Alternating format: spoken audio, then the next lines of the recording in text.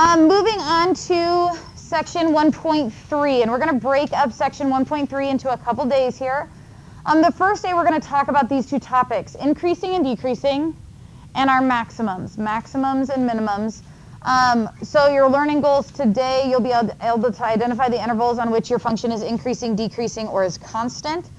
And then also you're going to be able to use your graph to locate relative maxes and mins, which is exactly what the top said there. Now, what does it mean for a function to be increasing or decreasing? Exactly like you would expect. It's a very natural, intuitive thing for us to look at something and identify if it is increasing or decreasing. Increasing means that as you read your graph from left to right, that's the key part of this. As you read from left to right, your graph is headed uphill. If you describe something as decreasing, as you read your graph from left to right, your graph would be headed downhill. And if you describe something as constant, as you read it from left to right, there is no change. It's a horizontal line. So horizontal lines, the math word we use for that, and as far as change in our graph would be that it is constant. Those are your only options. It can't do anything else. It can either increase, decrease, or remain constant. Now, graphs don't have to do that the whole time, and so we're going to talk about the intervals on which it is doing these things. Where is it increasing? Where is it decreasing? Where is it constant? Using our interval notation, and again, the most important thing when we are talking interval notation, remember that it has to go small number, comma, big number. Okay? That will never change. Always small number, comma, big number. So, let me zoom in a little bit here. Our first example, first of all, is kind of a cubic graph here. It hits our x-axis at 0. It hits our x-axis here at 3. It hits a peak here at 2. And so what we do is we get on our graph and we start walking. And you start on the very left of your graph. And so if I were to get on this graph and start walking, on the very left-hand side of this, would I be walking uphill or would I be walking downhill? Downhill, right? And so this first piece of our graph is decreasing. And I would walk until I hit the bottom of that valley. And when I hit the bottom of that valley, I would stop walking downhill, right? Now, the little trick to this is the fact that there is an arrow up here. And if you guys remember me talking about arrows, that does mean that our graph actually continues to the left and up forever. So this graph would slowly go all the way to the left. So all of this entire time, starting all the way here at negative infinity, up to where we hit the bottom of that valley, I would have been walking downhill, which is decreasing. And so I put that interval from negative infinity up to 0 under decreasing. Okay, well now I hit the bottom of the valley and I have to start walking uphill. So I walk uphill, I walk uphill, I walk uphill, I walk uphill, I walk uphill until I hit the top of that hill. So I stop walking uphill, which translates to this spot right here.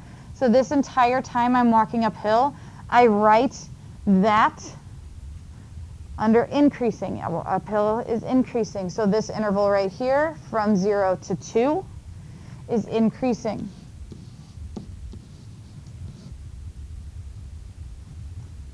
I hit the top of the hill. So then I have to start walking downhill again, right? So now I'm walking downhill, and I continue walking downhill forever, right? That would continue forever. So starting here at the top of that hill, forever, I would walk downhill, and forever goes to a positive infinity. So that decreasing interval would go from 2 to infinity. Now, here's the stuff that can bother people. Let me see if I can address a few things that maybe have jumped out. One is that I used all parentheses, and we talked about in interval notation the difference between parentheses and brackets, and do I ever use brackets because it actually is that number, etc. Guys, unless you are doing domain or range, you will always just use parentheses. Okay, so now that we're talking like increasing, decreasing, it will always be parentheses. Don't worry about brackets. Okay? Second concern that we might have, or the thing that will bother people, is I said decreasing and then I used the word infinity. And isn't that positive or like going up? Okay, but we are reading your x-axis. So I'm literally just reading the numbers across my x-axis to fill this in. That means to the right. That does not mean up. And it can be decreasing to the right. So the values themselves do not mean increasing or decreasing. It's just telling me where that is happening. Read your x-axis. So your intervals are from reading the x-axis. And you literally just read across your x-axis to fill in the numbers for your interval. If you read your x-axis, it will put them in the correct order because you will read from left to right, and that's exactly the order that my numbers should go, left to right. Okay? Any questions on that? Let's look at another example. Increasing and decreasing on this one right here.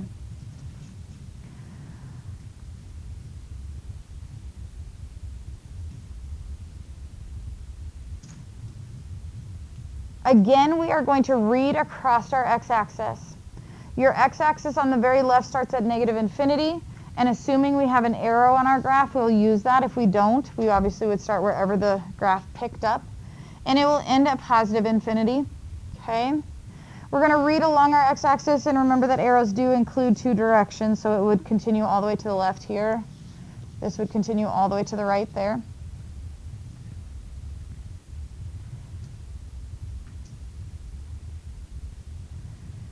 We get on our graph at the very farthest left that we absolutely can, and we start walking. And we ask ourselves, are we walking uphill or downhill? Because that answers the question increasing or decreasing, right? So as I start on the very left of this graph and I start walking, are we walking uphill or downhill? What? I start right here at the very left piece of my graph and I start walking. I'm walking uphill, right? Okay, so I'm walking uphill. Starting at negative infinity, right? Because this is negative, starts all the way at negative infinity. I just can't see it. Okay, so all the way to negative infinity, I'm walking uphill until I hit the top of the hill.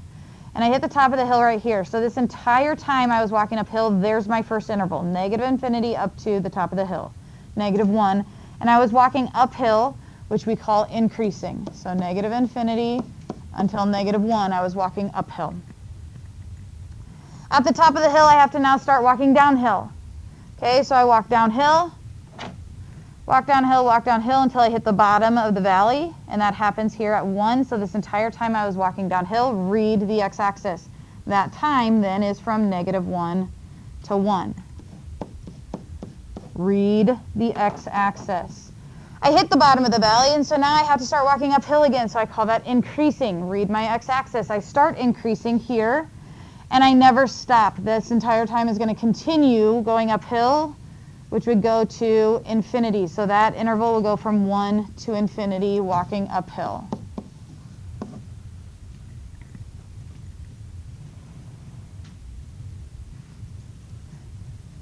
You do not have to have a set number of these. You can have all increasing, you could have all decreasing, you could have no section of decreasing. There is no we've seen 3 intervals. That's not always true. It just happened on the first 2 examples we had. Okay?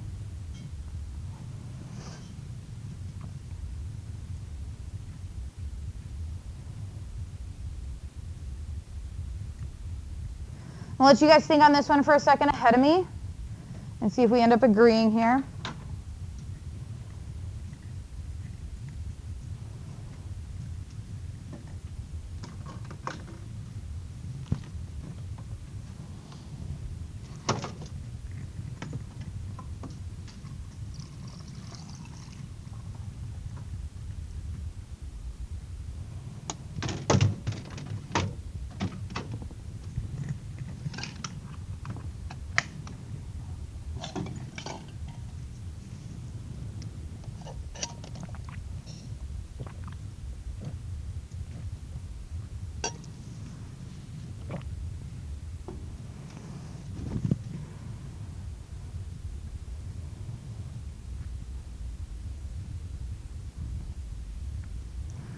I realize the question at the top does not match where I have spots for answers because I did not put a spot for constant, did I?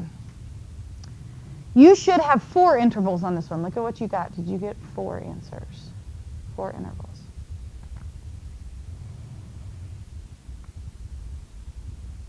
Now, I said that, but there's only 3 pieces of graph up there, right? So let's talk about why I said there should be 4 intervals and there's only 3 pieces of graph.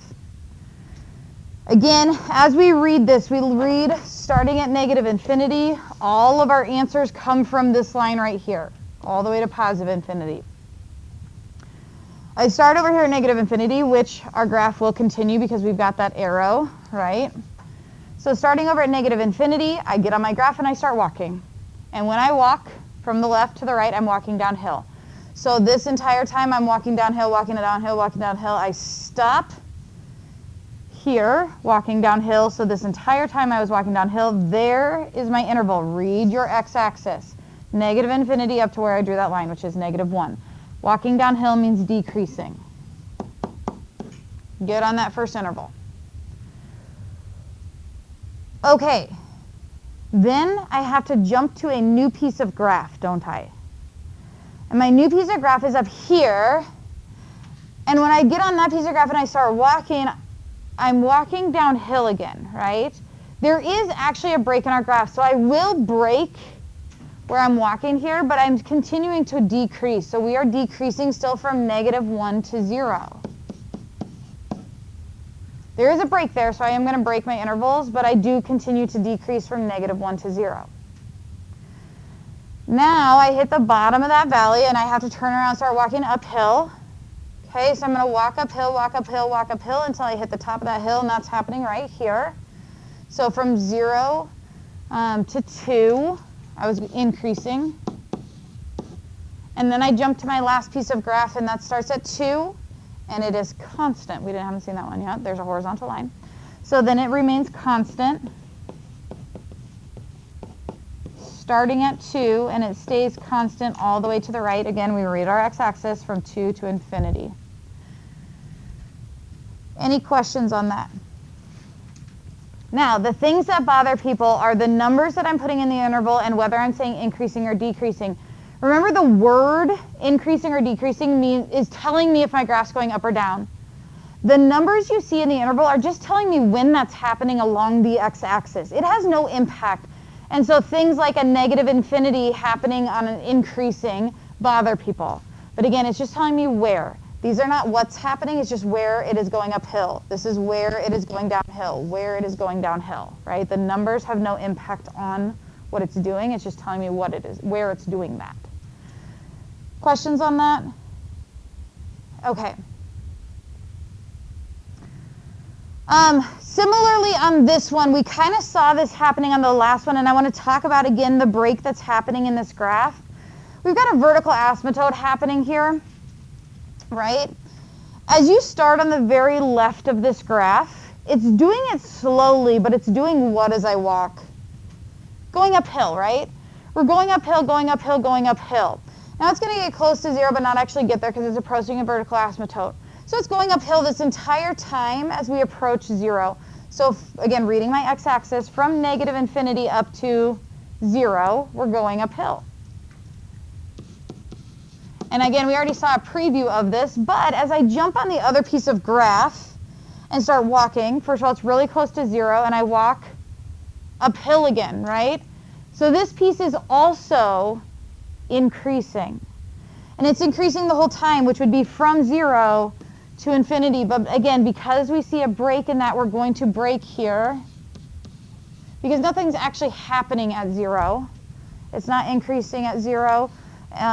Because there is no graph at 0. So that's why you're going to see the break there. It's increasing the whole time with a break at 0. Okay? And notice there is no other part to the graph. There is no decreasing, no nothing on this one. Any questions on that?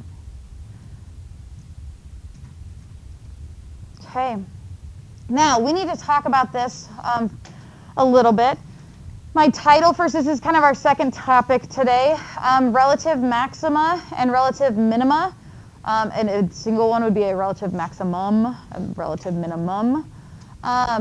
Relative has another word, and that can mean local. Maximum and minimum also have another word, and it is called extrema. Now, depending on what book you're looking in, what context you're looking at, I just want you to be aware of those other ways that they can be referred to. So if you were to ask to find the extrema of a function, they're asking you for the maxes and mins. If they ask you for the local maximum instead of the relative maximum, they're asking you for the same thing. Now, if I say that that is the most that we've ever done relatively, it's meaning, yeah, it's the most we've done, like relative to what we've done. Maybe not like ever, but in the recent history, that's the most we've done. That's what relative means is, okay, right around it, it's going to be the maximum. It doesn't have to be the biggest value in that entire graph. So let me give you some very plain speak ways of calling a maximum or a minimum. A maximum is going to be the top of a hill. Any maximum is going to be the top of a hill. A relative minimum would be the bottom of a valley.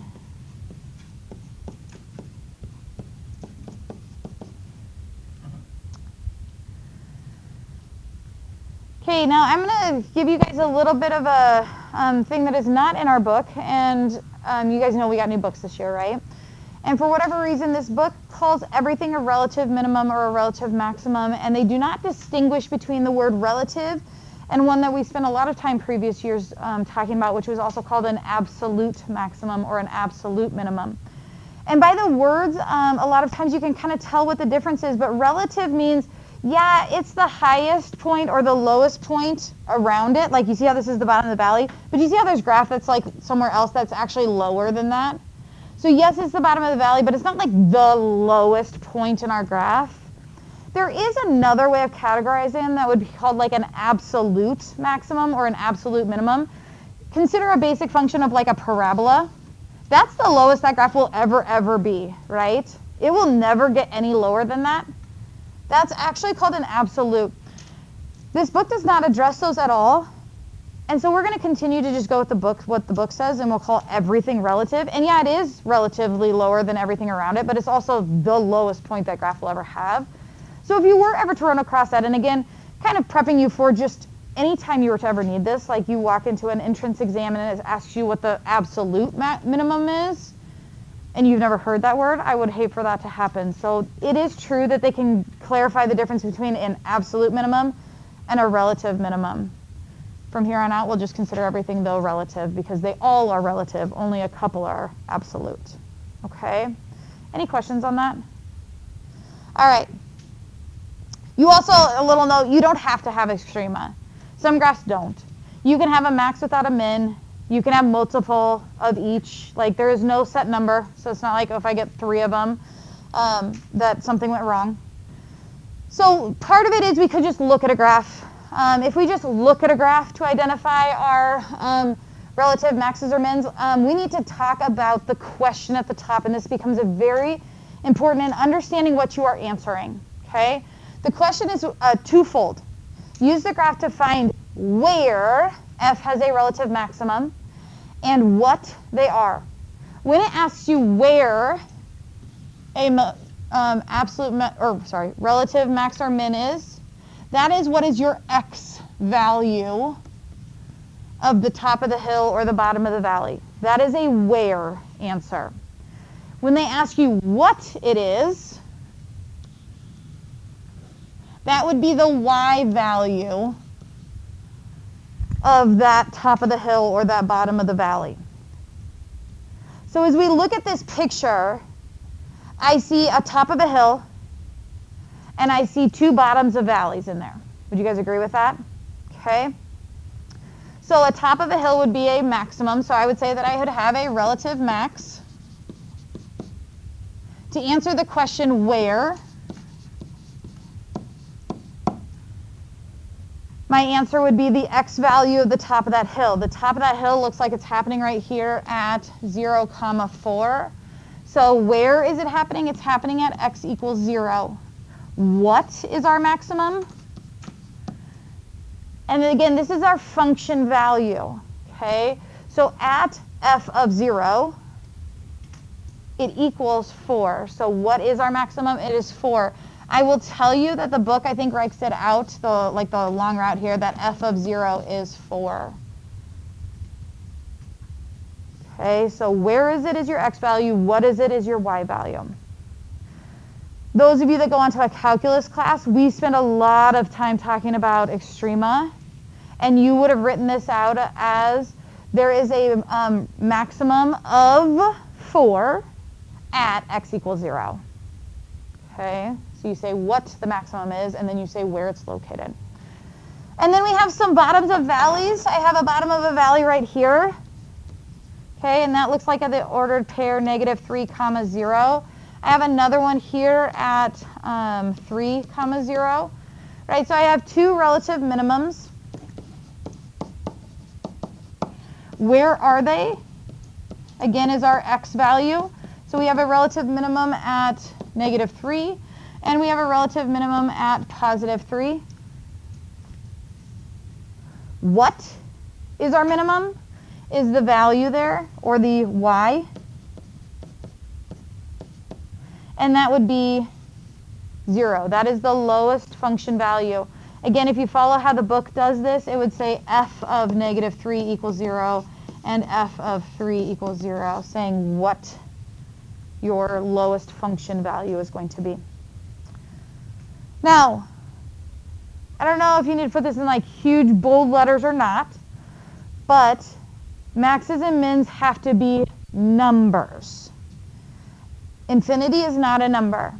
So you will never tell me that a relative maximum is infinity. Do you see how this graph goes up forever? Infinity is not a number. That is not a maximum or a minimum. If our arrow were to point down, you cannot have, they have to be numbers, and infinity is not a number. Okay? Any questions on that? Do not ever tell me that there is a minimum at -infinity. It won't be. There is not. All right, grab your graphing calculators. I told you we were going to do this on our calculators as well. This is a get to know our calculator moment. Will you please go to your y equals and type that function into your calculator? Negative x to the 5th plus 2x to the 4th plus 3x cubed minus 4x squared plus 3x.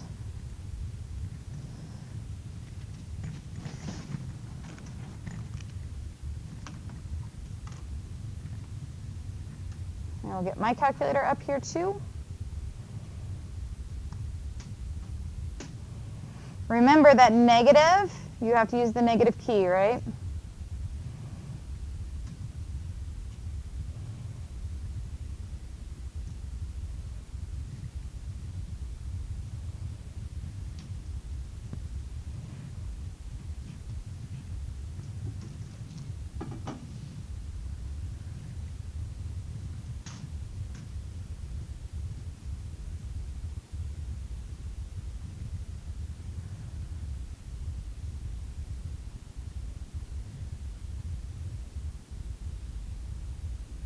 All right, does everyone have that typed in? It is on my calculator right there.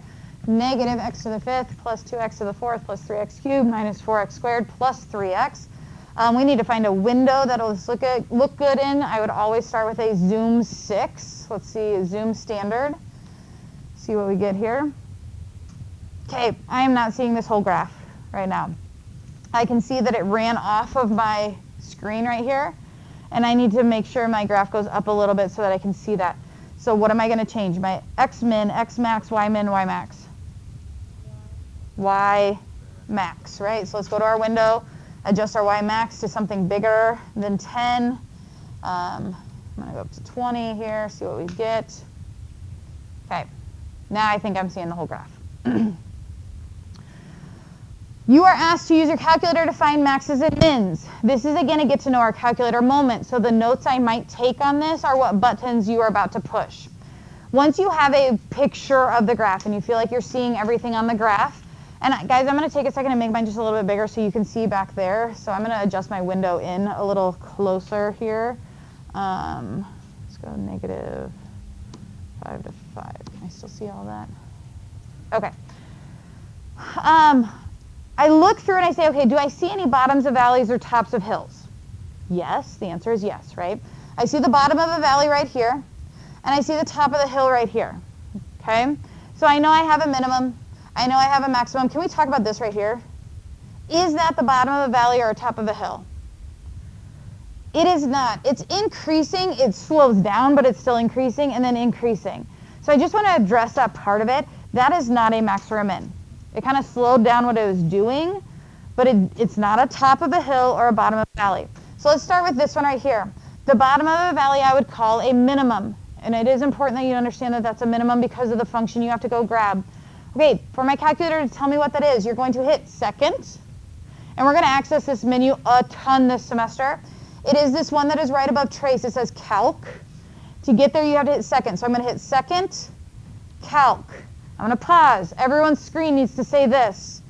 Value, 0, minimum, maximum, whatever. Make sure you can get to this screen. To get to that screen again from your graph, second trace or second calc, and I will call those the same thing, second trace, second calc. I typically refer to it as second calc, okay? But it is the trace button. Does everyone have this on their screen? I said we were going to find the minimum first. It doesn't matter your order here, but let's go ahead and find that minimum first. Remember which one you select. Remember to select this. You can hit 3, or you can arrow down to where 3 is highlighted and hit enter. That's a personal choice, okay? And what it's going to do is put a little bug on your computer, and I call it, or a calculator. I call it a bug. It's this little thing. To move your bug, you will only ever use your right and left buttons, never your up and down. That'll actually take you off the line, okay? Only use your right and left. Now, if I were to pretend that there was a vertical line running through my minimum, okay, vertical line running through my minimum, yes? It asks me to put my bug to the left of that. To the left of that would be somewhere on the graph, on the left side of that imaginary vertical line through my minimum. Okay, so I'm going to arrow to the left. Now, it does not matter where to the left. You can be super close. I would not suggest being super, super close. You need to make sure that you are clearly left of the minimum. I could be here. I could be way up here. It doesn't matter as long as it is anywhere along this graph left of that minimum. Okay? Once I am there, I hit enter. Notice nothing changed here but my question. If you have a color calculator, it just drew a line exactly where you said left of that minimum was. If you do not have a color calculator, it probably did not draw that line in. It doesn't matter. It just was marking like where we started this whole process. Okay, now it asks me to be right. So remember, this imaginary line, now I need to move somewhere right of that on my picture. So now I'm going to use my right arrow and make sure that I moved, hit the bottom of that valley, and I started going back up. I need to be somewhere to the right of the bottom of that valley. Once I get there, I hit enter again. Now, I will tell you the purpose of these lines right here. Again, that only show up on some of our calculators and are unnecessary. But what it's doing is it's narrowing the window for your calculator to look at. My calculator is only going to look here, and it's going to find the lowest point in that particular window. Okay? That's what it's doing. The last question it's going to ask you to do is guess. There is zero reason that you ever need to guess anything. So you're always just going to hit enter to skip that step. So I notice I changed nothing. And I'm just going to hit enter one more time to skip past guess. It'll think for a second, and then it'll jump to the bottom of that valley and tell me exactly where that ordered pair is. Questions on that? I'm going to do that process super fast again one more time.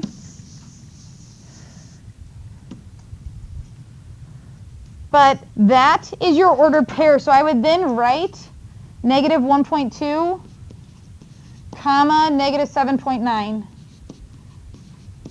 There's your ordered pair listed right across there. Okay? So again, to do this, I would go to second calc, pick minimum. It puts my bug out there. I have to be a little bit left, hit enter. I have to be a little bit right, hit enter, enter to skip guess. Questions? Let's do the maximum. So I'm now going to do the top of this hill. Same menu. Second, calc. But this time you'll pick option 4 because we're finding the top of the hill. So we're going to give it a little window to look in, and it's going to find for us the highest point in that. So we pick option 4. My bug's still out where it was, so I got a long ways to go here. I'm going to arrow over here till I'm closer to the top of the hill. But I'm still to the left of it. Okay? When I am somewhere to the left of it, hit enter. Move over the top of the hill till we get to the right of it. So make sure you go over the top of the hill and you start coming back down. Somewhere to the right of it, hit enter. And again, you can see on mine how it sandwiches the maximum, right? is not going to do that on everyone's calculator. Not a big deal. Enter to skip guess. I don't care what the guess is. And then I write down the ordered pair in which it told me the maximum is located. At 2.2, please round correctly, 14.6.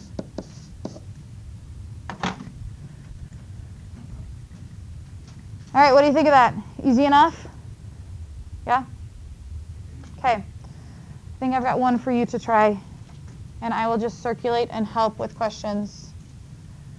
X to the fourth minus 5x squared minus 2x plus 4. I'll help and make sure that your picture looks correct, but then I want you guys to find the maxes and mins in it.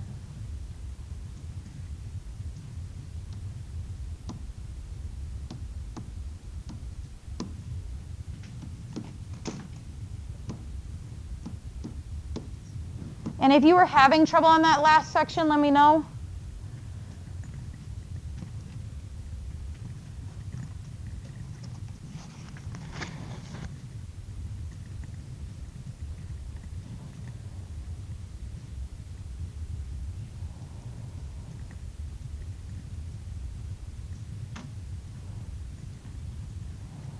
Oh, I forgot to graph it, didn't I?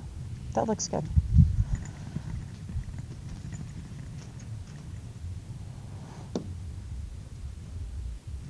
Yes.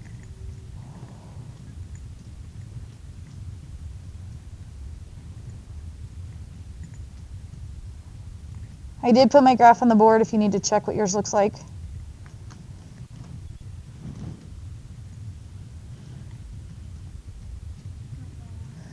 Hit quit, go to 1. Okay, go to window. Okay, so you're saying your lower number is bigger than your bigger number. Change that to like a -10.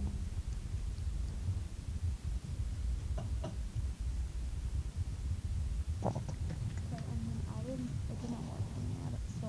The maxes and mins. Okay. Oh, let's go ahead and find this. Let's start with that one. So go second window. I mean second calc. It's not second window. Go back to your graph. Hit graph. Hit second calc. Okay, and then go to minimum. And now let's arrow to the left until our bug has gone to the left of where that bottom is. Okay, hit enter. And then arrow to the right until we've gone to the right. Hit enter. And then enter to skip guess. Okay. Perfect. Yes? So for the maximum, would it be that point right there? Yes, it would. Okay. So Yep. it wouldn't be like one of those? Correct. Correct.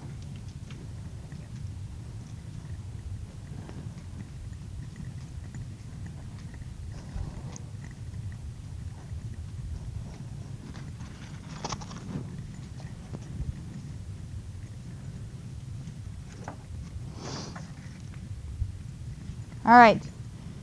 I'm going to go ahead and find. You should have had 3 answers on this. You have 2 minimums and a maximum. And I had a great question that I want to share with everyone because you may not be the only person that had this question. Are these maximums? They are not. They are indicating that your graph is continuing up forever. And remember that infinity cannot be an answer ever to these questions. And so your minimum would only clearly look like the top of a hill, not like something is shooting up in a straight line, okay?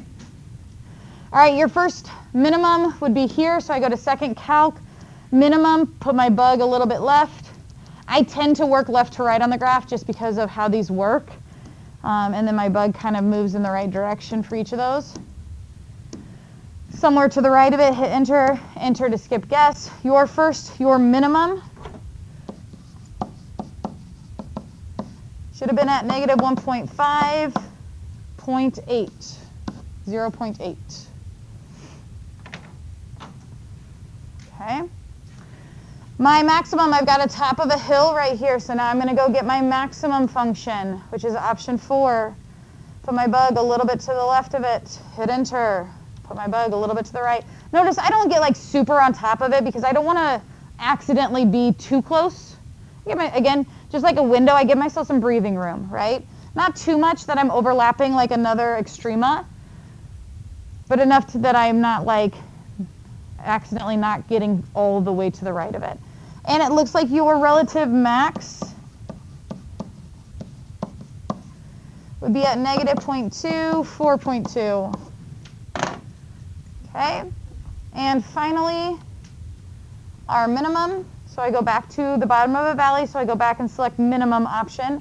Move my bug closer to that valley. I'm a little bit to the left, I hit enter. Move my bug a little bit to the right, I hit enter.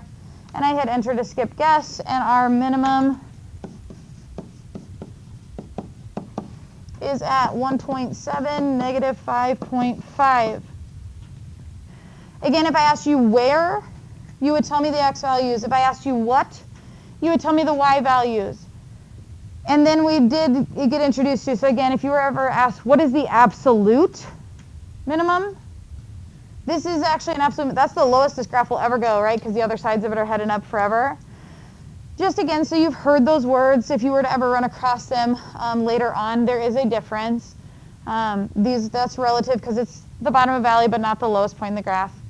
This is relative because it's the top of the hill, but not the highest point in the graph. But that is an absolute minimum, okay? Any questions on that? I do want to point out real quick the difference between how these questions were asked. This one just said, find the relative maximum and relative minimum of the function, and this is exactly what I would write. But a couple slides ago, it said, find where they are and say what they are, and then I would distinguish between the two parts of the ordered pair, okay? So it's a very subtle difference in how the question is being asked, but so you understand the difference between those two. All right, grab your markers.